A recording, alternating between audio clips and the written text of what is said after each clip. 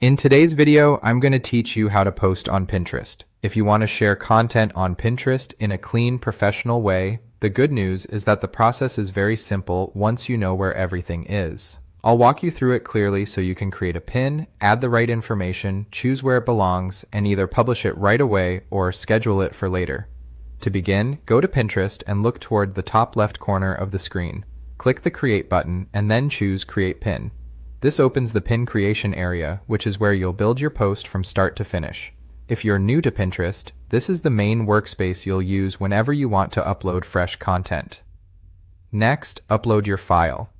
You can either drag and drop your image or video directly into the upload box, or click inside the box to select a file from your computer. Make sure you choose the correct file before moving on, since this is the main visual people will see when they come across your pin. A clear, high-quality image or video usually performs better and makes your content look more polished. Once your file is uploaded, fill in the information for your pin. Start with the title, making it clear and relevant to what the pin is about. Then add a keyword-rich description so Pinterest can better understand your content and show it to the right audience. You'll also want to include alternative text, which helps with accessibility and gives additional context about the image. After that, add your destination link. This is where users will go when they click on your pin, so double check that the link is correct and leads to the intended page. After your details are filled in, select a board.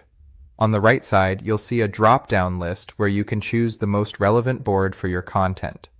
This matters because boards help organize your pins and make it easier for both you and your audience to find related content later. Try to place the pin in the board that best matches its topic. Finally, decide whether you want to publish now or schedule the post for later. If you're ready for it to go live, click Publish. If you'd prefer to post it at a future time, use the scheduling tool to choose a date that works for you. Scheduling can be especially useful if you want to plan content ahead and stay consistent. And that's it. Once you've gone through those steps, your Pinterest post is ready to go.